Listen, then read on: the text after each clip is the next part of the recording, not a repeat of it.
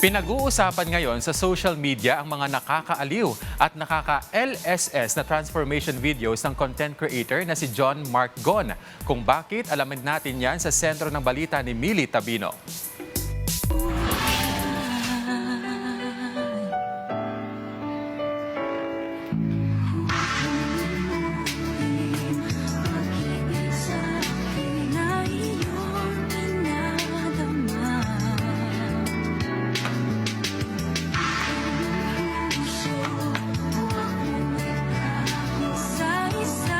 Hindi lang sa Pinas, pang-world class na rin ang very trendy, catchy, at in real-life moments ang transformation video ng content creator o mas kilala bilang Queen of Transformation na si John Mark Gon.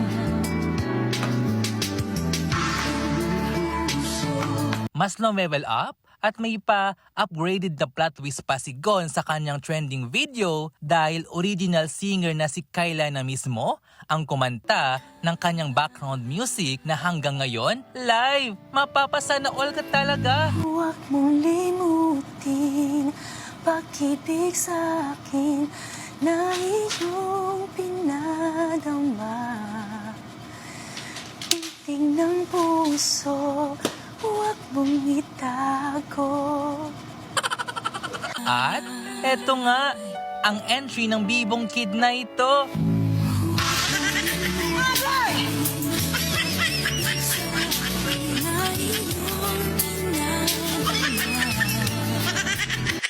So cute!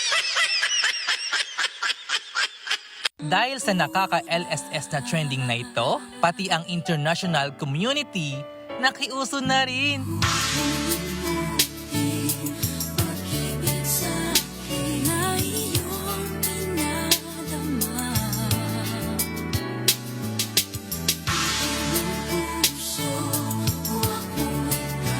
At eto pa, nakakolab na din ni Gon ang ilang mga kilalang personalidad sa trending na ito.